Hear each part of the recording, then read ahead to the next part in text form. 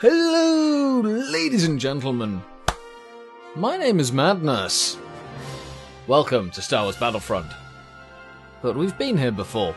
Yes, indeed, I did a beta sort of roundup preview thing, I guess, for when it was first in preview, and I figured that with Battlefront 2 coming up, E3 currently in full swing, don't know where it'll be when I get this video up, but hey, it's currently in full swing right now. I figured we'd take a good look, another look. We'd go back to Battlefront. It's about, what, 19 months later? 19 months since it was released? It was released in November of 2015, so it's been a good while.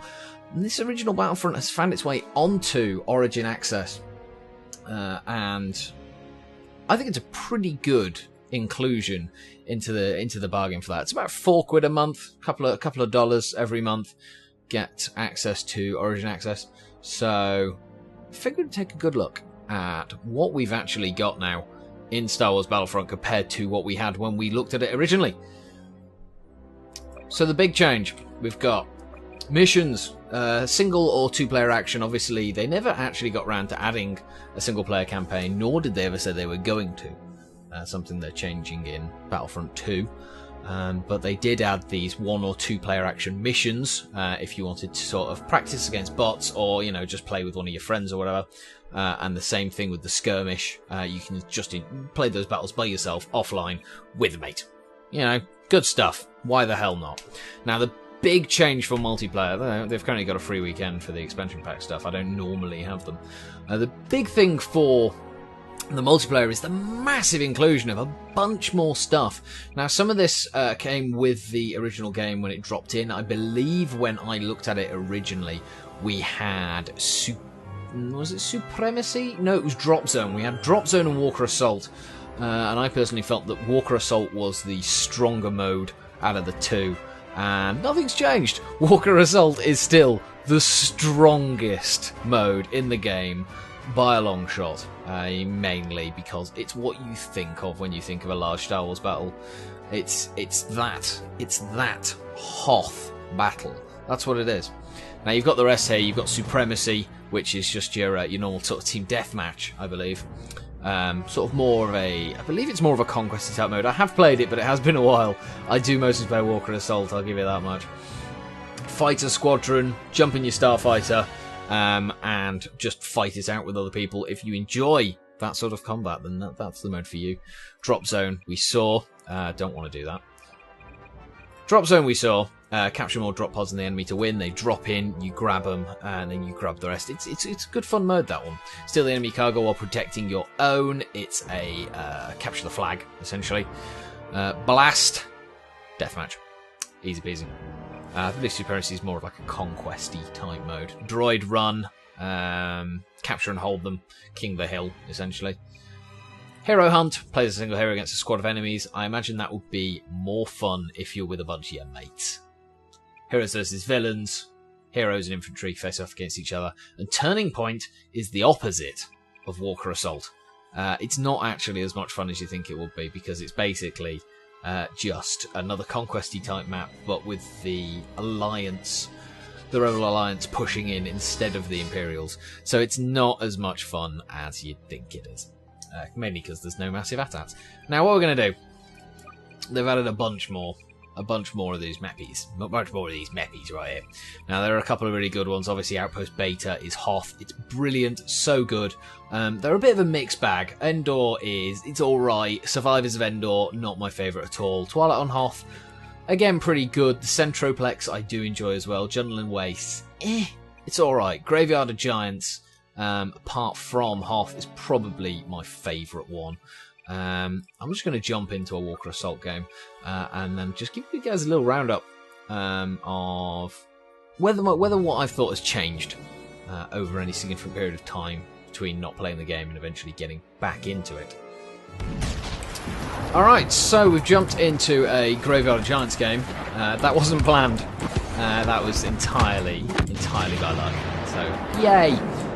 Now, what to say about the way this game looks?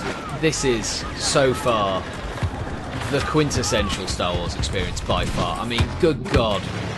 First off, look at this skybox. It's utterly gorgeous. It really is. It's stunning. It's utterly stunning. It's just incredible. And okay, can't maybe not take a moment just to appreciate the skybox, but by far, whether it's the looks, the sound, everything is spot on. It is the quintessential Star Wars experience. It's absolutely perfect for that Star Wars experience. Oh my god, I'm going to die.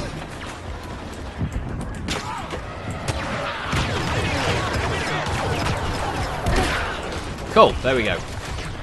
It's the Star Wars experience, by far. Oh my god, I didn't realise that killed me. It's perfect, whether it's down to just the transitions, the little slide transitions, or the transitions when you die, or you change to being a hero. It's all absolutely perfect. It's perfect for Star Wars. It is Star Wars. If you want the feeling of being in Star Wars, then this is absolutely the game for you. And that is probably part of the reason why I've enjoyed it quite so much. I've been playing quite a lot of it in the last couple of months, and we're getting absolutely slaughtered on this map. I think that, oh god, look how little they're taken out of the AT-ATs before I joined. Yeah, getting absolutely massacred. That feeling of it actually being Star Wars is probably the main reason why I stuck around in it for so long. The gameplay it's alright. It suffers from having rather too much imbalance on some maps. Some maps are a bit imbalanced. Walker Assault, for instance. One of my favourite modes, so I can't really complain. But I think it says a lot that I think I prefer to play as the Imperials quite a lot more as playing as the Rebellion. It's more fun to play as the bad guys, but I still feel as if the Rebels do get stomped a little. Just a bit more. Just because. They're kind of meant to, let's be fair here. They're kind of meant to get stomped. That's kind of the whole point, but there's not been anything done to sort of redress the balance where you feel like you're being destroyed. You know, there could be more done to make you not feel so much like you're being dreadfully destroyed. I mean, we got destroyed in that match anyway.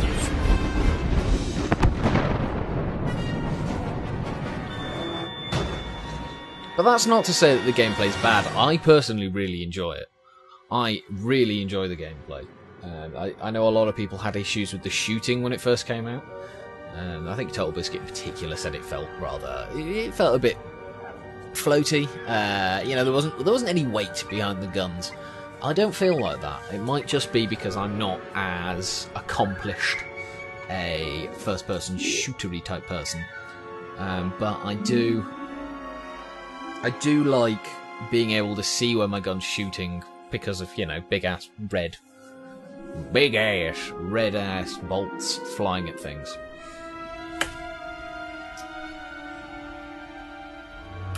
Some of it's still a little bit on the iffy side. Terrain can be a bit floaty. All right. Terrain can be a little bit floaty, not floaty, sticky. Terrain can be sticky.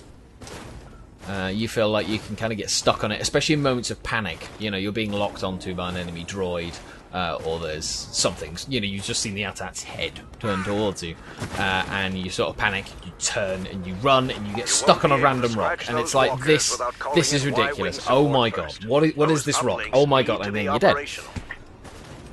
But most of the time, it's not bad. What the hell is going on my screen right now? Oh my god. The little pickup system that they had, I imagine a lot of people didn't like, where you find items strewn around the map in a sort of power-up system. I like that system. I like it quite a lot. If you can find your way to something, it can usually give you the edge, especially if you're losing in a fight. It can give you the chance to sort of try and equalise things up a bit. I've had streaks where I've just done really well because of a particularly well-placed blaster cannon that I've thrown down myself. So I really like the sort of element that can add. Oh my god, what the hell was that? Good grief. Okay. I have a horrible feeling we're going to get absolutely destroyed again. Y-wing locking sequence offline. We need to reactivate the uplink. The sort of vehicles are tied into this power-up system as well. So you're not able to get into an AT-AT unless you find the AT-AT power-up on the map. And then the same goes for vehicles like the starships, like X-wings, like TIE fighters, and the like. You can't jump into them unless you find. In fact, there's one there. There's a little Y-wing power-up there. Not going to pick it up because I've just got this thermal imploder. Actually, fuck it. Let's go get it. So I'll show you some of the vehicle type stuff. I don't particularly like it very much. I find it a bit sluggish, a little bit counterintuitive. It's not the most fun thing in the world. Not for me, anyway. So you can sort of use your tracking computer to lock on. Your targeting computer just to lock onto things. There we go. I destroyed him by flying at him. Whatever works. Now, is there anything I can shoot at? That's the problem. I can never bloody see if there's anything to shoot at. I haven't got the fog. Oh my god. Oh, there we go. I'm dead. I don't like it very much. So I tend to stay away from Y-wings and TIE fighters where possible. The most use I tend to get out of them is by flying them into an AT-AT to seal the victory, which I have done. That was good. It's a good way to finish things off. Hey now, slow down. I much more enjoy hunting the buggers down. That's much more my forte. I enjoy that an awful lot more. Now there are some issues with the sort of pickup system. The fact that you never know what you're going to pick up until you've got it. It can be. I can imagine. It's a bit of an issue because it's a lucky dip. It's a lucky dip system. Now I just got this vehicle turret which I'm just going to leave over there and completely forget about. And when the Y-wings come in and disable the shields, hopefully it will still be there to just fire a shitload of rockets at the AT-ATs. But now I'm going to pick this up. I've got no idea what it is. It could be anything. It's an R5-D4 droid, but it could have been a card refresh, which is probably just going to be completely useless for me. I don't particularly like that element very much. It'd be nice if you could narrow it down to a certain amount of choices that you want. Just like, well, I like these ones, I like these ones, but then people will be able to just presumably keep it in with their favourite ones, which would be kind of against the balance of the game. He's doing work. He is doing work. Some of them, they're very, very situational. The squad shield, for instance, exceptionally situational. It's not always a very good idea to throw down a squad shield, but sometimes I just want to get rid of the damn thing because I just don't see any point in having it. So I'll just chuck it down and then it's gone, and then I'll try and find something else. You come to a point where you're not sure whether you should hang on to something for sort of later use, or just use it immediately and try to hope that you find something again. I keep getting killed by a tiny cute Ewok. I have had some issues with spawn camping as well on some maps. Usually though, they're good enough that you can go around the back or in some way go around so that it's not too much of an issue. So that's a minor niggle, and I've only had it be a severe problem once, maybe twice. I'm getting destroyed this much. The major problem that I have with this game is far too often the ranged heroes are, well, just heroes. They're meant to be powerful. I get that. I get the fact that they're meant to be powerful. That's kind of the whole point of them, is they're powerful. They're big, they're powerful. They're big, they're bad, but they can be had. The problem is the ranged heroes. The ranged heroes are, I think, overpowered compared to even the other heroes. Now, obviously, someone like Luke Skywalker needs to get into close combat before he can take someone out. Not so much for Boba Fett. Boba Fett is just an absolute arsehole in every way. We're going to take this one down in the first phase. Good God. He's coming down. He's coming down. Go on, go down. Oh man, you cut away! is defenseless. Aw, Now's our man. chance. Oh well, you'll probably see the other one go down anyway, so who gives a shit? So I've been killed by Boba Fett and killed a lot as Boba Fett. And Bosk in particular. Bosk is a complete arsehole. He seems to be the only hero who can actually heal himself, which annoys me horrendously, because at the very least it's balanced if the heroes can't heal themselves. Bosk, no, fuck Bosk. Bosk is just a complete arsehole. So, yeah, wasn't completely impressed by some of the balance where it came to some of the heroes. I mean, you'll see Darth Vader over there. He's probably not going to be too much of an issue. He's quite low on health. But considering that the heroes are, again, tied into this sort of, this drop-down system... Oh my god, what is logging onto me? It's a bloody... No, sod off. Sod off. Yep, get it. Drop it there, drop it like it's hot, drop it like it's hot. So it's into the same sort of power-up system that we've got tied into the vehicles, tied into the power-ups. Maybe it makes it not quite as egregious as it could be. If it was tied into a Call of Duty style, sort of perk system, where a better performance got you better things, that would be worse. Because then you just have the best players continuously getting to dominate using the powerful heroes. In that case, that would need some serious balancing. There would need to be some serious balancing done to address that.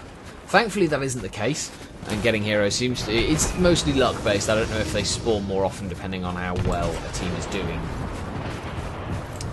But it does seem to be relatively balanced in the sense that pretty much anyone can get them, and obviously there's a varying skill across all players. So, it's bad, but it could be worse. At least it's democratically bad. It's bad for everybody. On the whole, I have really enjoyed playing Star Wars Battlefront. And I wasn't expecting to. Like, even after I played the beta, I was like, yeah, you know what, that was alright. I enjoyed that. I'm not going to be picking it up, because I don't really need Star Wars Battlefield. Because, make no mistake, this is Star Wars Battlefield. It's not an old Battlefront game in that sense. You can switch to the third-person view, and there are advantages to it. Obviously, you can see around corners a bit better. I quite like the first-person view just for feeling a bit more immersed. Especially since a large part of why I play this game is for the immersion that I get out of this. I can imagine that if they made the switch back to third person in Battlefront 2 like they seem to have, that's not going to affect me too much. I'm not going to be too fussed. I'll be happy enough with that. The community's pretty good, actually. I've noticed a few of the same names over and over again, and whilst I've seen a lot of people complaining about hackers, I haven't really seen any evidence that that's the case. I can't actually see that the hacker scene would be particularly bad in this game. That wouldn't make any humongous amount of sense to me, considering it's still EA's premier entry into the Star Wars universe.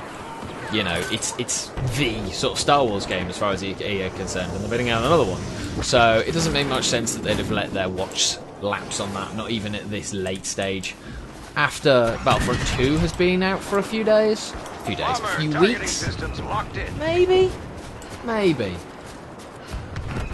But now, probably not. I mean, it might just be that I'm not good enough to see the difference between a good player and somebody who's truly hacking. But I don't know. But it's nice to see that a lot of those same community names pop up again and again. It gives you a nice feeling of actual community. And it'll be sad to see them probably all switch over to Battlefront 2 when that comes out. Although, based on my time with this game so far, I might actually end up joining them. I might save up the old pennies and get involved in Battlefront 2 as soon as it comes out. I mean, it is looking good. They're about to take that out. Please don't kill me. Please don't kill me. I want to see you drop. Oh my god, everyone's literally stopped firing. There we go. Kapooyah. Oh, there we go. You got one defeat, you got one victory. That's a pretty good spread. Man, I did abysmally that game. I don't normally do that badly. Whoo dear. Yeah, that's any excuse, any excuse. And now, pretty much just to wrap up this video, going to go through some of the unlocks you can get. One of these nifty little ones you get is little dioramas, just for little achievements you get. For instance, played way more than 30 Manchester Walker Assault. It's pretty much all I ever play. So I get myself a little 80AT diorama. Look at that. That's pretty nifty. Pretty nifty, is it not? I can swivel myself around that, have a good look. You know, it's pretty neat. You can sort of go through, see all the ones that you can get. Just a nice little addition. It's nothing to get upset about if you don't have any of them, and it's certainly nothing to brag about. But hey, it's a nice thing to aim for. It's a nice thing to aim for if you can be bothered. So you've got your little dioramas there. Here's your little Rogue One. Looks, there's your Director Krennic, Jyn Erso, TIE Strikers. They're so cool. Fucking Bossk. I hate that. I hate that character. I hate him so much. And finally, we've just got the unlock system. Now, one of the things that people were worried about initially, way back now, almost 2 years ago, was that the game wouldn't have enough weapons in it. Personally, I think it's doing pretty well. You'll find your favourites. This is easily my favourite gun. Powerful, slow firing, works for me. I like it. There's a version with a scope. I don't find it quite as effective. But hey, you know, find yourself something that works for you. You've got your hand system pretty much unchanged from the beta. Obviously, there's a lot more there. So for anybody who didn't see that video, this is a system of power-ups that you can have in the game, where you have the choice of 2 of these star cards, which are pretty much unlimited in use, aside from a short cooldown. I was using the thermal detonator and the ion torpedoes. Thermal detonator is obviously your grenade. Ion torpedo is the thing that would track on to and shoot vehicles when I fired it up. Very effective. Pretty simple sort of layout. And you have a number of hands that you can set up. You've got like your little Bacta bomb here, so you can change 2 hands. You can unlock a second hand as you go up the ranks. So, say if I'm playing against... So if I'm playing as the Rebels, I'll normally stick with using the ion torpedo because there'll be a lot of things to shoot. If I know it's in map where there's not much air support, then I might even eschew this one entirely, and then change to my second hand. You can take your 2 hands into battle and change between them as you like, but you can have I don't know how many presets you can have, but you can sort of change between those as well. So the ion neutralizer, or you know, there's like a sort of sniper rifle type thing. So you can have as many sort of presets as you like, I think, and then sort of have those 2 hands. Then take 2 of those hands into battle with you. I'm making this far more complicated than it needs to be. There's also cards which are limited in use, based on charges that you find in the game. So if you're running out of charges for them, you can just stop using them for a while and build them up with the charges you pick up. This one makes my main weapon more effective against droids, against vehicles and the like. And there's also this little system here. I can't remember what it's actually called, but it's another one of these star cards. It's essentially passive bonuses. The better you do, you level up. You level up specific traits. This one specialises in stealth, not showing up on the enemy map. There's another one which specialises in health regeneration, and yet another one that is pure damage, I believe. So again, a bunch of different ways that you can sort of tailor your how you want to play, which is still dandy, you know. It's so good. There you go, look. Medium blast damage boost when firing from the hip. Oh yeah. Hut contracts. Essentially, challenge yourself. Get weapons. Get 3 blaster pistol streaks. 15 kills with a scout pistol. If you like using blaster pistols, it's probably your jam. There's not much more to that than meets the eye, to be perfectly frank. And finally, appearance. I genuinely do not give a shit about this at all. Not in the slightest. You can buy more stuff. Why you'd want to when you could spend it on weapons, I really don't know. If you really care, then I suppose you could get bald, or shortcut, or bob cut. But I really don't care. And frankly, I'd be struggling to wonder why you would. Especially since when you're playing the Imperials, you pretty much can't see them. So, yeah, I genuinely don't care about that. Anyway, I think that is everything. That is pretty much everything. Thank you very much for watching. I am very much a fan of Star Wars Battlefront, and I genuinely didn't think I would be. Not at the end of it. I thought that I would just basically find it another version of Battlefield. It can be quite confusing in the way that Battlefield games often are. I think because of the source material, I found it less confusing over time. But you might find it, especially when you've got lots of explosions, smoke going off, there's flashes of light going everywhere. There's certainly been times in Battlefield when I felt that I've got no friggin' idea what's going on. Less so in this. But do keep that in mind, that if you're confused by Battlefield, then you might end up being confused by this. Either way, absolutely fantastic addition to the Origin Access library, and well worth your time if you already have an Origin Access subscription. If you don't have an Origin Access subscription, take a look at what's on there. You've got things like Dragon Age, you've got the Mass Effect trilogy, you've got this, you've got things like Garden Warfare, the Plants vs. Zombies spin-off. Probably worth your £4 or your $5 or whatever. But take a look, have a look for yourself. Personally, this is well worth the price for what I've had out of it. My name is Madness. Thank you very much for watching. Let me know what you think. Madness.